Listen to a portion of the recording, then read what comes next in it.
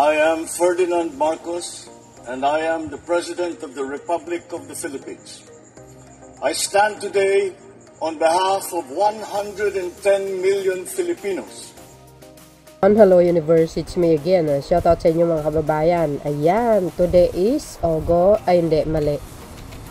October 17 pala, 2025.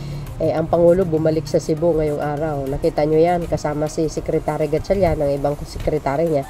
And of course, mga kababayan, binisita niya po yung mga natamaan ng lindol ng 6.9 na magnitude. Pero ang pinaka-highlights dito, na pinakamaganda, kung paano ang pag-aalaga niya, mga kababayan. Nako, parang itong bahay na ito, parang pambansang pabahay yata itong pinagawa ng Pangulo.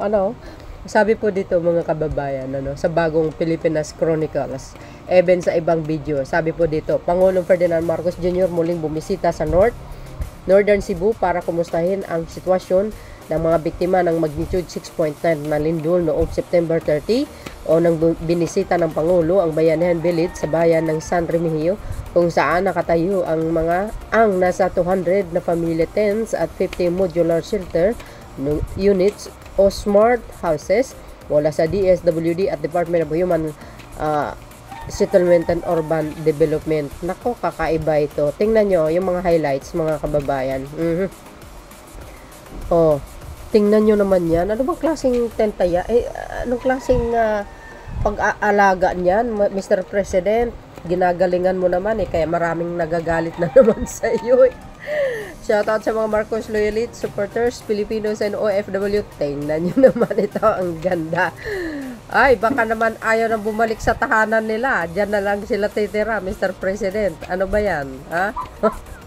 Wala, talagang nagiba yung nila, mga kababayan. Yung bahay nila, as in, was out talaga.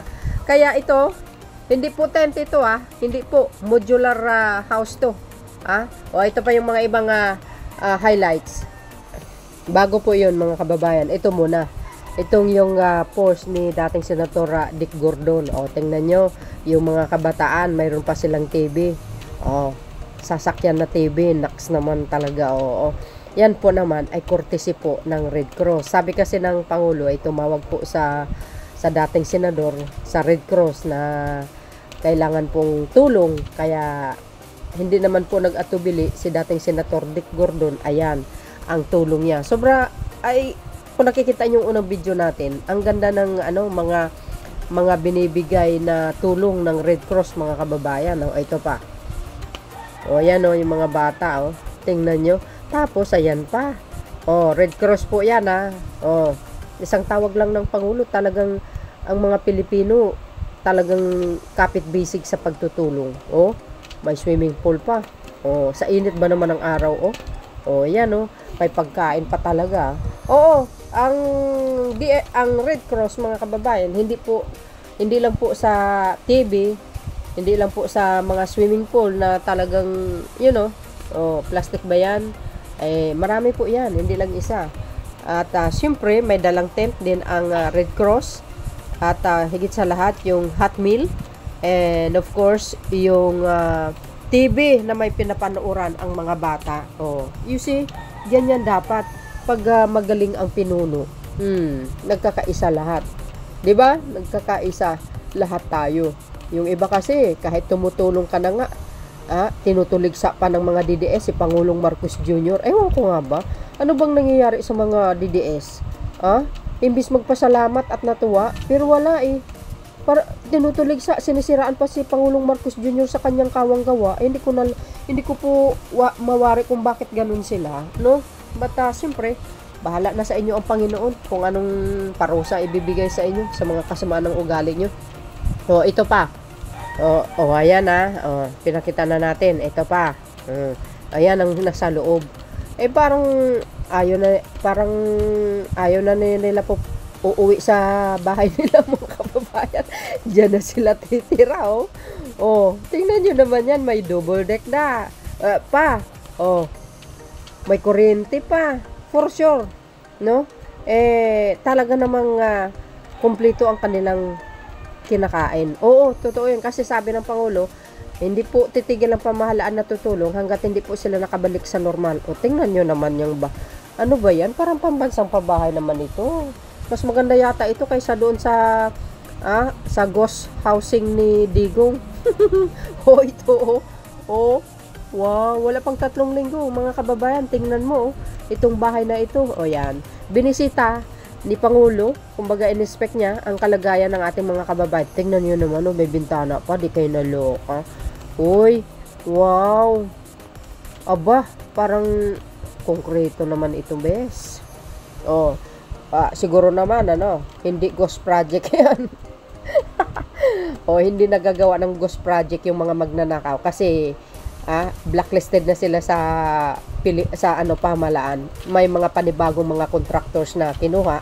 Siyempre, learn and lesson at hindi na nila gagawin yan. Kasi imomonitor na sila ng pamahalaan. Oh. Ang ganda nito mga kababayan, no? Natutuwa ako talaga, oh. Oh.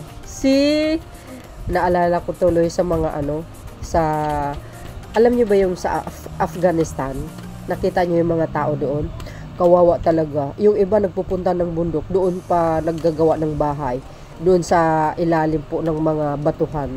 Sana ganito yung ginagawa ng presidente nila. Kaya nga sabi ko nasa pinuno pala talaga ang kapakanan ng mamamayang Pilipino kung paano niya matulungan sa mga pamamaraan na pangangailangan at guminawa ang mga Pilipino. Tingnan nyo naman to. Ang ganda ng mga bahay na yan. Ito ang tawag dito, modular house. Yung nakalagay, di ba? Correct me if I'm wrong. Oh, di ba? Ilan yan? Ang Cebu kasi, masyadong napinsala sa 6.9 na magnitude yung lindol. Mabigat yun, mga bes. Ang lakas. So, masyado silang talagang napinsala na gusto. Hindi tulad sa Davao, kahit malakas yung lindol, pero marami ring nasiraan ng bahay, mga bes, alam niyo naman po, si Pangulong Marcos Jr. galing dyan. Sobra-sobra din ang tulong niyo doon. Pero ang Cebu parang masyadong naapektuhan ng gusto. Ayan, ito pa. Ganda ng Wow. Tingnan nyo naman, Aba, siyempre, yung mga bata dito na lang kayo mag-asawa. Maglagay lang kayo ng lamesa. Mayroong palikuran mga kababayan na in fairness naman talaga sa Marcos administration. Yung iba pa naman sa 10 pa lang. 'Di ba? Kasi ginagawa pa yung iba. Hindi basta-basta ito, mga bes,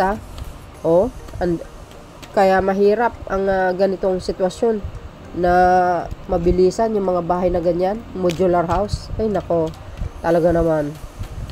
'Di ba? Galing ng Pangulo talaga. Wala akong masabi. Galing ng kanyang pamumuno at maalaga siya.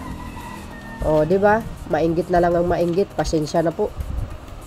Ganun talaga. Magkakaiba ang utak ng mga pangulo ng mga umuupo sa Malacanang. Kanya lang natatanging bukod lang si Pangulong Marcos Jr. Malikot ang utak niya kung ano ba ang magandang solusyon, ano ba ang yung mga pamaraan ba para makatulong, para hindi naman mahirapan. Yan si PBBM, no?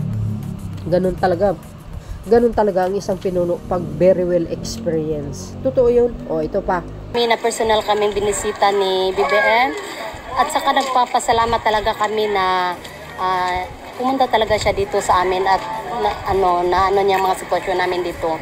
Masaya, ma'am. Kasi nabigyan din kami taon gumamit ito balik isang taon kasi para makapagsimula. Happy kami na personal kaming binisita ni BBM. Narinig nyo yun, mga kababayan. Ang ganda yung tinirahan nila. Diba? Sosyalin. Wow. Malinis pa. Maliwalas ang kaisipan. At least makapagtrabaho sila ng normal hanggat makabalik sila sa kanilang bahay din. Baka mamaya ibibigay sa kanila yan Who knows? Hindi natin alam. 'Di ba? Shout out sa mga taga Cebu. Kahit sino kayo. DDS kayo di lang man kayo pink. Shout out sa inyong lahat. Tuloy-tuloy lang ang buhay, mga kapatid. Ganyan talaga ang buhay. Yan ang binigay sa atin. Kailangan natin magiging strong. Malagpasan din natin lahat yan. Ang buhay ng tao, dalawang klase lang po yan. Mahirap at mayaman. tayong mga mahihirap, kailangan talaga tayo na kayod. Kayod kalabaw, ika nga. Pero as long as si PBBM ang Pangulo, hindi kayo pababayaan yan. So yun mga bes, ano po ang komento nyo dito? So yun guys, maraming salamat sa inyong watching. See you again when may next upload. Bye bye bye and baboos. God bless Philippines. There's more.